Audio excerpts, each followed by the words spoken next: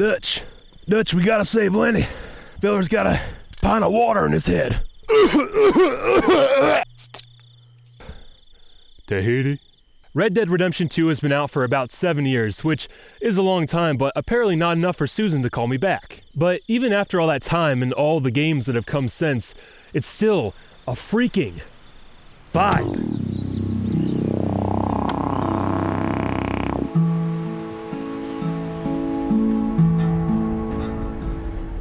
If I had to boil down the mood of this game to as few words as possible, the words I'd choose would be raw, fucking melancholy. If you haven't played this game, you might have just assumed it was a hard-nosed action game, but in my opinion, it's more like a playable tonal painting that just happens to let you shoot people. The beauty of Red Dead 2 comes out between its more high-octane moments, I think. On a surface level, it might just seem like a kind of banal rendering of just real-life nature. Like, it's impressively true to life and whatever, but one might ask, what am I getting here that I couldn't just get by hiking around Oklahoma or Mato Grosso or wherever the fuck I live? My answer is that I think Red Dead kind of compresses the majesty of the natural world into almost a greatest hits album of sorts. It's like the perfect cross-section of nature in all its simulated beauty. It loves showing you a bird whimsically fluttering away and having you rest by a campfire and sleep under the stars and shit. It has a way of defamiliarizing you from quote-unquote normal life and making you think about it from a new perspective. What furthers this sense of defamiliarization in a way that you couldn't get from just going out on a nature walk is that this game is a period piece. It takes place in the American Midwest 126 years ago, before we had our fucking lawnmowers. Even if you're American, this game's setting probably feels alien to you since it's removed enough from your everyday experience. Nature is still mostly untamed, and the rules of this world are so different that it just makes you think about life itself a little bit differently. I'm a fantastic writer. I remember this feeling I got during my playthrough of looking out at the view from Horseshoe Overlook and just thinking like, damn, it really is crazy how we're all just like a bunch of organisms hanging out on this big-ass, dumbass planet, you know? This game almost makes you meditate on the beauty and brutality of both nature and humanity. It gets so quiet when you're wandering the world, and then suddenly it just punches you in the gut with that raw fucking melancholy.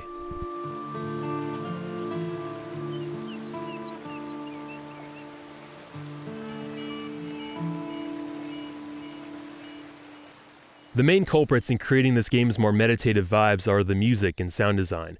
They's wanted men. When you're wandering around the world, the music most often takes an impressionistic sort of style. There's no strong melody giving you a sense of purpose. It's distant, almost aimless.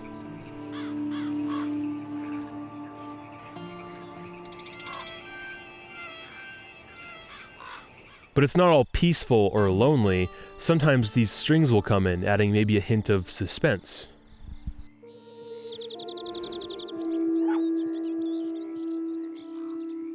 Which makes it feel like something bad could happen at any moment, like your character could get attacked or something, which does happen, but it also gives off a more existential sort of dread.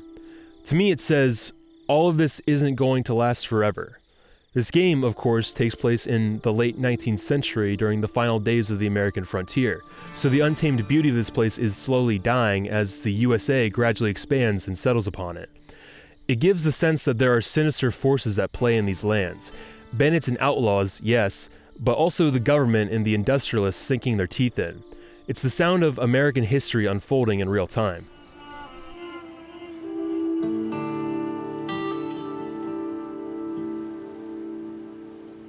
I'd be happy to argue that the vibe of melancholy and existential whatever could also be illustrative of the mindscape of the game's protagonist, Arthur Morgan. For the whole game, he seems like an introspective kind of guy who knows that the West and the way of life he leads are dying, and partway through the story, he finds out that he's terminally ill and that he is dying. I mean, if I got bad news from a doctor and afterwards I hopped on my horse and just rode alone for a while, this is probably what it would sound like in my head.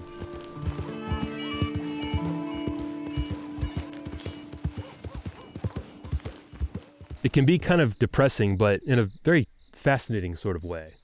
The atmosphere of this game is kind of like when you wake up from a couch nap on a Sunday evening. It's comfy enough, but there's also something kind of awful about it.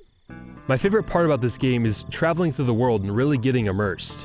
When I read all the little documents you get, I'll try to actually zoom in and read them using the game's ambient light, as opposed to pulling up their typed out versions if I can. There's just nothing like sitting at your campsite and looking over your notes or reading through your character's journal with a fire crackling nearby. I really felt like I was there, like I was really back in time, and like I really had tuberculosis. I personally like to play this game with the mini-map turned off in favor of a compass, which is a really cool option for the game to give you. I made it a point during my playthrough to try and memorize the world as best as I could, and if I was traveling somewhere I wasn't familiar with, I'd chart out my own directions and memorize them. By the end of the game, I had an alright mental map of this whole place. I could navigate areas around Valentine and roads mostly from memory, and these places felt richer for it, because while I was studying the layout of these places, I was also soaking in their atmosphere and their culture. Recalling them from memory, they feel more like places I've actually been to and not just places I've seen on a 2D monitor. It's a shame that most of these AAA game studios go through the trouble of building their huge hyper-detailed worlds, and then they go and graft on things like quest markers and GPS systems which encourage players to traverse them mindlessly, ensuring that they retain very little of that hard work and making the experience all the more forgettable. Obviously, having these features makes the game easier and more accessible, but encouraging players to travel in a more mindful and period-appropriate manner without a GPS would have really helped to round out this game's simulationist style of game design, what with its realistic animation/physics, its light survival elements, and its slow, methodical crafting system that makes you craft one item at a time. There are a bunch of steps I think Red Dead 2 could have taken to make the experience even more immersive, like letting me disable the blip marking my character's location on the main map. As it is, it's impossible to actually get lost in this game. If I actually had to check for road signs and landmarkers to reorient myself in this game, to rely on my own internal compass, and shit, if they added an option to ask like an NPC for directions, I think I might just come from how immersed I'd be. I might spoot! I also wish the map was all filled out from the start so I can more mindfully plan out my trips to places I haven't been. When the game places a mission marker in the middle of an empty map, it's just asking me to follow the GPS to it, because the alternative is blindly bumbling towards it for several minutes trying to guess where the right path is. In a Watsonian sense, it doesn't really make sense for Arthur to just travel without a fully filled out map anyways, and I think the map is vague enough, only detailing the roads and general topography, to where I don't think it would spoil the sense of discovery to just have all that information from the start. Another little nitpick is that I wish the strangers weren't marked out on the map like they are. I know that would mean more people would miss out on them and therefore miss significant amounts of side content, but I think it would make encountering these characters feel all the more authentic and natural, like you're actually just running into these weird characters by happenstance and having larger stories unfold. What I'm saying is, it's a little weird how these blips will show up psychically telling you that a stranger is near, but after running up to them, Arthur pretends like he was just minding his own business, and it's framed like these characters are interrupting his day, even though I'm the one who proactively approached them. You know what I mean? I reckon most people skip this shit anyways, especially if it's a bring me some flowers type quest, so I think there's very little harm in letting them be missable. But yeah, I absolutely adore the little events in this game that actually did feel spontaneous. A standout moment was when I was at the bar in Valentine, genuinely just there to buy some food or whatever, and as I was walking out, this sex worker had me come around back and help her hide the body of a client that tried to murder her. Obviously, it was scripted, but it felt like a spontaneous, believable event that actually happened naturally, as opposed to the missions or strangers that just feel like they're waiting for you to be present so their events can unfold. I found it novel, sauntering through this game's world and just having beautiful moments and amusing situations happen. It's really cool how you can just exist here and stories will unfold right in front of you, scripted or unscripted. It's like an interactive storybook. The 11th of May, 1899. This morning, I set out from my home in southern Lemoyne in search of an old friend living up north. I left a belonging of mine in his possession many moons ago, and I felt it was time to recoup what I am owed.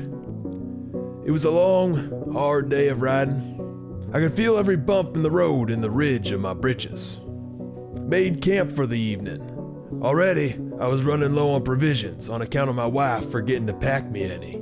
My tummy was getting rumbly, so I grabbed my rifle and made my way down to the creek. Turns out, crappies ain't so easy to shoot as I had previously assumed, so I instead choked down some huckleberries I found nearby. They did not sit well, and in the shaken, sweaty, flatulent rest that followed, I dreamt only of the ever-irksome puffball gnome. Oh Lord, how he teases me so. After a sleepless night, I hit the road once more. Red Dead 2 is often lauded as being beautiful to look at, and I would be inclined to agree. At all times of day and in all places, this game is meticulously detailed, evocatively lit, and admirably animated.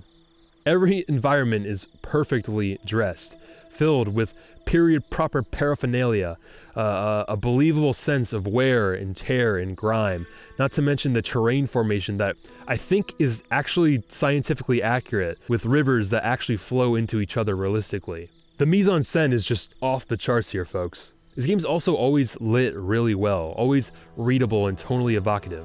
The animations, especially on human characters, are fantastic. The cutscenes seem to always be motion captured, but even in-game things consistently move and react dynamically. I can barely comprehend how this shit works.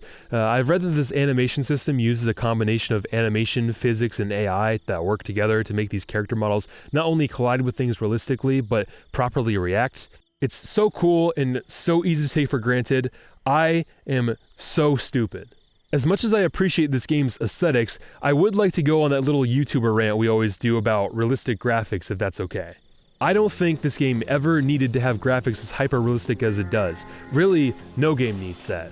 This topic has been discussed by many other people on the internet, that the pursuit of realistic graphics in computer games is a bad idea for a number of reasons. While I largely agree with that narrative, I do think I can add at least a little something to the discussion. The main argument I hear, and one which I kind of want to challenge, is that realistic graphics age poorly. What might be an impressive demonstration of cutting-edge real-time rendering on consumer-grade hardware today will inevitably look dated and uncanny tomorrow. Some might say it's futile and even a bit vain to attempt hyper-realism in a computer game, because even if it's the most realistic game ever, it's only going to look that way to people until technology advances and more realistic games come out and dwarf it. Meanwhile, the games with more stylized graphics seem to look great continuously, even ones that are decades old. So what's the point in even trying for hyper-realism if it's always going to go to shit the second everyone's expectations get bigger? This is a classic gamer talking point. I'll even show you the Wind Waker footage. You like that shit? I mostly agree. You know, cartoony or exaggerated art styles do age more gracefully, but we can't objectively say every old hyper-realistic game looks inherently bad, right? While such a game might look kind of dinky or even creepy in comparison to its successors, it's not like the artistic direction of that game starts and ends with realistic. There's so many other factors that go into the way a game looks. Like, what does the setting look like? How are the characters designed? Is their sense of fashion interesting? What's the style of lighting? Where's the camera placed? Is the scene framed in an interesting but still playable way? Are the animations appealing? What's the color palette look like for every scene? Is the graphic design cool and intuitive? How about the typography? Etc., etc., etc. If we look back at old Rockstar games, most of which were presumably meant to look realistic when they came out, there's still a lot to like about their visuals, even if they haven't necessarily aged perfectly well. I personally really like how Grand Theft Auto 4 looks, more so than even GTA 5. GTA 5 might look pretty good and obviously have a higher level of detail, but I prefer 4's moody look a little bit more, with its washed out colors and the soft bloom effect they put on like everything. It's still cool. Let's also think about how our culture tends to come around to dated aesthetics. What looks crude and blocky and unappealing to us at one point usually goes full circle and becomes a nostalgic or lo-fi aesthetic after some time passes. The appeal might be different from when it was new, but it's still appealing. I guess what I'm getting at here is that while games with hyper-realistic art styles do age weirdly compared to games with less realistic styles, it doesn't mean that the ones with realistic styles can't still look intrinsically good. I get that there's a sense of futility to it, like why even try to make video games that look like real life when we're probably never going to get to that point of perfect realism anyways, but I don't think that's the greatest reason to denounce computer-generated realism, because artistically, there's nothing wrong with it. If we want to talk about what's actually wrong with hyper-realistic graphics, we gotta think more logistically, because that's where I start to really disagree with their use. So like, the first logistical problem is the amount of labor that's required to make realistic games as detailed as they are. I won't pretend to know everything or even anything about video game development, but I'm under the impression that the more realistic you try to make your game, the more work it takes to make that happen. If my information is correct, Red Dead Redemption took about 1,600 people 8 real-life years to be developed, and Rockstar is pretty notorious for its behind-the-scenes crunch culture that had some of its developers working heavy overtime to get the game done by its release date. That's a lot of time and labor. I'm sure a decent part of why so much time and labor was required was because of this game's realistic production design. Various teams of developers had to create high-quality assets with high-quality textures wrapped around them. Every character, all the terrain, every animal, every mug, every piece of horse poop, all had to be handcrafted by someone. Then people had to work out the lighting system. Oh shit, oh fuck. And the procedural animation shit. And a bunch of people probably had to figure out how to make footprints in the mud look good, and all of that, plus so much more that I can't even think of, had to be rigorously bug tested and optimized so it'd run on a fucking PlayStation, all in the vision of hyperrealism. And I know it's not like the graphics are the only thing that sucked up all those man hours. This game is just one of massive scope, and maybe that's just a problem in itself. But when you look at the credits and see that 11 people worked on just the vegetation in this game, enough to fill out a mid-sized indie studio, and those poor fuckers were probably still crunching just to put a bunch of plants around, you gotta wonder if it's really worth it when a less realistic game might have had like one person accomplish the same job. I mean, thank you, vegetation team, fantastic work, but you get what I'm saying.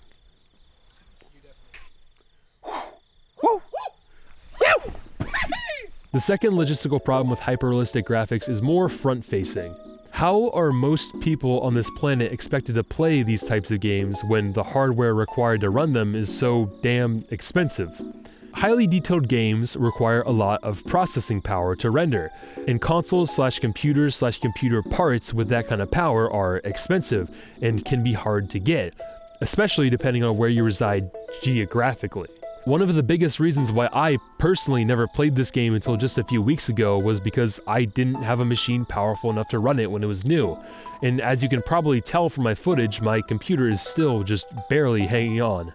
I can't even play this game unless I have my AC blasting, otherwise I drop frames from how hot my computer gets. Got a baby bird Gatorades into its HDMI port. High fidelity games like this one have an accessibility issue. This is like a whole other discussion, but the concept of console generations and this industry's recurring ask to upgrade your gaming hardware is kind of silly to me. It shouldn't be normal for this industry to ask us to pay hundreds of dollars every 7 to 8 years just so their games can look a little bit higher res. In fact, I think it should be a selling point that a big budget game like Red Dead Redemption 2 is made to run on any hardware and doesn't take up too much space.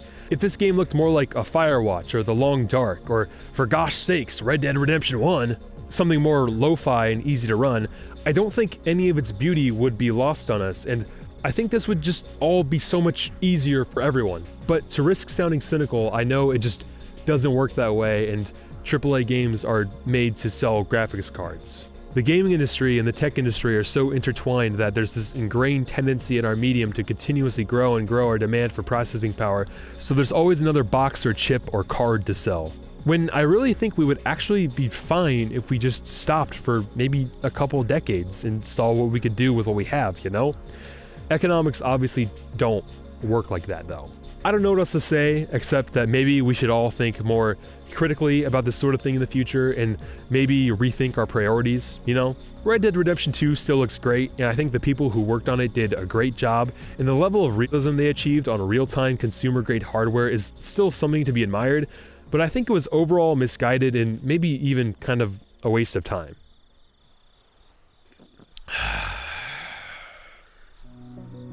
On my lonely travels, though my back did ache and my skin did tingle, I was soothed by the gentle whispers of the land.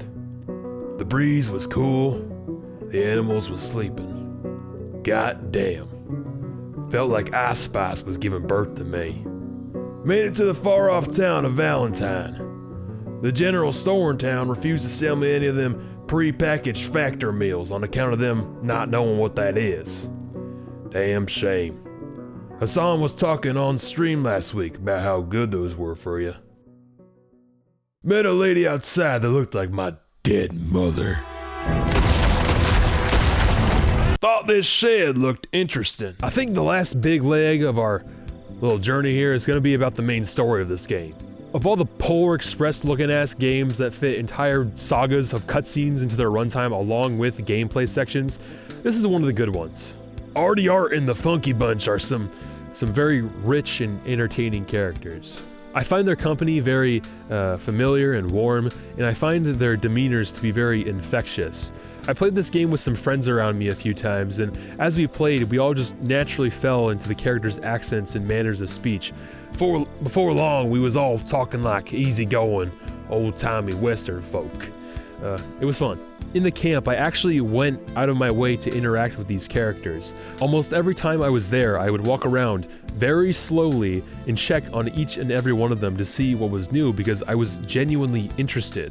I invested most of my money into the camp because I wanted to contribute to this community and I wanted morale to be high. I felt bad whenever I walked right past one of my friends as they self-consciously waited for someone to come fishing with them.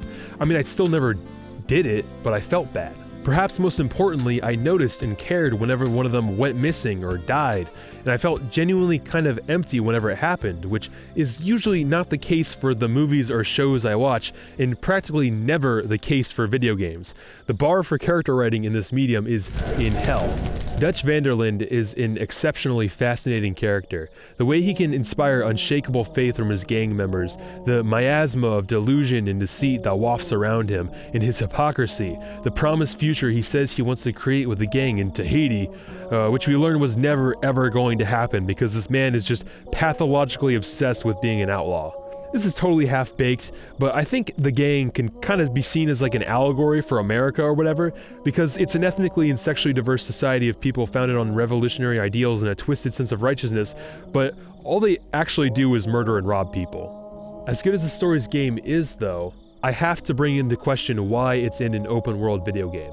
This story could have been in a movie or a TV show or a book. Why video game, especially this kind of video game? As has been established by other better YouTubers, this game has both an open world and linear, heavily scripted story missions, both equally fascinating in their own ways, but they just don't mix. In fact, I go so far as to say they actively sabotage each other. Think about it, if you got this game for the open world cowboy gameplay with freedom to explore your own leisure, you have to slog through the entire first chapter of it before you can free roam. I timed it, and that's 2 full hours before you can get the open world you paid for. And even still, you don't get access to some features of the open world, like the stables, until you're formally introduced to them during the story. Inversely, if you got this game to experience the cinematic narrative of the van der Linde gang, you're in for a lot of filler and inefficiently told story. As much as I personally like the narrative here, there's no reason it needed to take 60 hours to be told. This is a show where every episode requires a minimum 5-minute commute before you can watch it.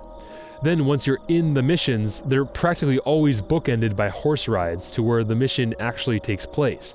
That just blowed up this game's playtime, and they're not skippable because they're technically gameplay, as mindless as they are. The only thing that saves these bits is that there's usually some interesting dialogue to listen to on the way, but I honestly wish you could just watch it and skip it if you wanted to, instead of being forced into Schrodinger's cutscene at the beginnings and ends of dozens of missions. Overall, this main story would work better if it was just edited down more, which is why I kind of wish it were just a separate thing altogether, if it were just a show. We could cut down the fat, turn the horse rides into montages. If we let the movie part be a movie and the game part be a game, both would probably benefit, right?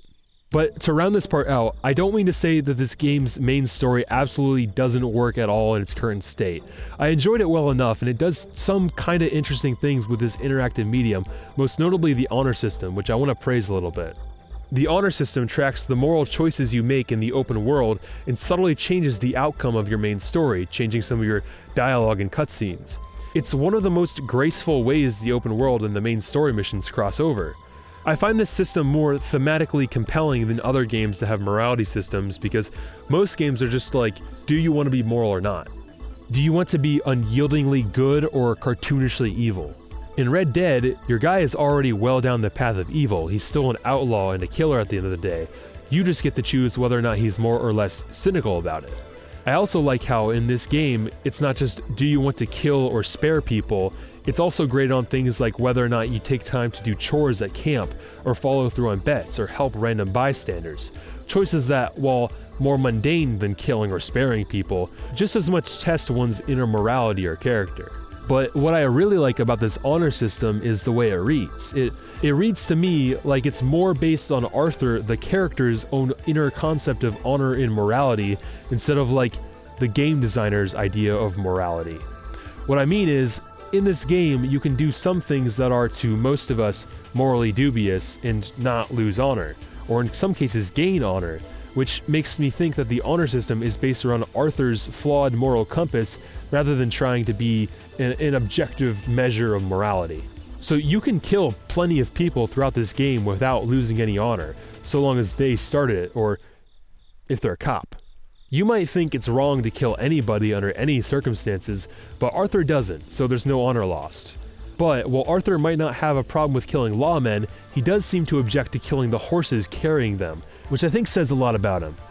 Also interestingly, sometimes you'll encounter escaped convicts in this game, and as far as I'm aware, you pretty much always gain honor for freeing or helping them. It doesn't seem to matter to Arthur what they did or whether or not they're guilty, you always gain honor.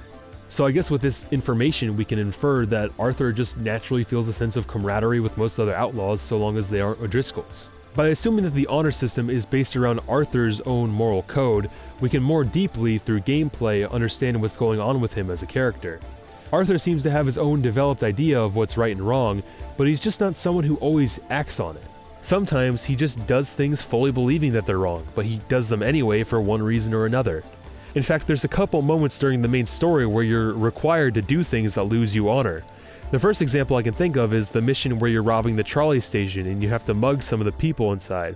Whenever you do, you lose honor, I guess because Arthur sees this as dishonorable, but you have to do it because Dutch said so. Says a lot, I think. But ultimately, it's up to the player whether Arthur ends up as someone that at least tried to follow his own morals or not. Either way, he won't necessarily die a good man, but he can be as honorable as a killer can be. Well, I think this is all interesting enough, and as good as the story is here, I think Rockstar can do even better. This main story, with its linear missions, is just a poor framework to base an open-world video game around. I would like to see them in the future experiment with more open-ended approaches to storytelling, or even do something radical, like make a Red Dead game with no overarching story missions at all, and let the open world be the story. I don't know, but I think I'm starting to feel it. I need to get out of here. You know what they say about mountains? You never fall off the same one twice. My friend was getting closer, and it came time to face the truth. This was no friend of mine, at least not since our final meeting at Matsurikon, a night which shall forever live in infamy, but one which I will not expound upon here. Back when I still called him friend, I lent him my box set of Monogatari Blu-rays, and despite my consistent efforts to write him and politely ask for them back, I have heard nothing. Some men just can't be reasoned with.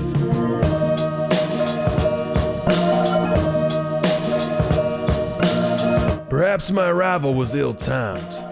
My old friend just so happened to be hosting one of them Smash tournaments at his abode, which complicated things. What's worse is every one of them yellow bellies was a Steve main. I tried to approach calmly, cordially, but things escalated and, well, let's just say my fingers slipped.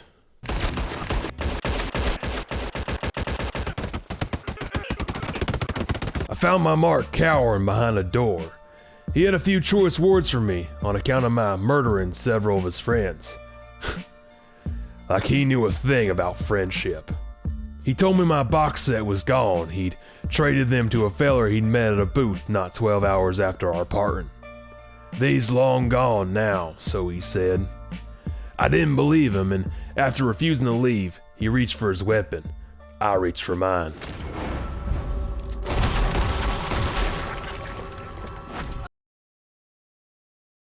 And this hand still writes. I searched his home, turned it damn near inside out, but my prize was missing. He was telling me the truth all along. As I stepped over all the corpses I'd felled, I'd wondered what it was all for. All this way. That's just how it goes in this goddamn country. So phony looking bird. Something I've realized about this game in the many hours I've spent playing it and subsequently writing and shooting this video is that as much as I genuinely do like it, it's also kind of everything I dislike about the video games industry today. Hyper-realistic graphics, bloated scope, crunch culture, a misguided focus on cinematic narrative in an interactive medium, Micah Bell, and I didn't even mention the online because I don't play it, but I'm sure that has its microtransactions and its predatory Skinner box game design. But for all of its faults, I still think it's a good game and it deserves to be revered. I want to reiterate one last time that I'm not bothered by this game existing in the state that it's in, just that in the future I would love to see the talent behind this game be channeled into something more singularly focused on pushing this medium forward, and more importantly for it to be done more ethically.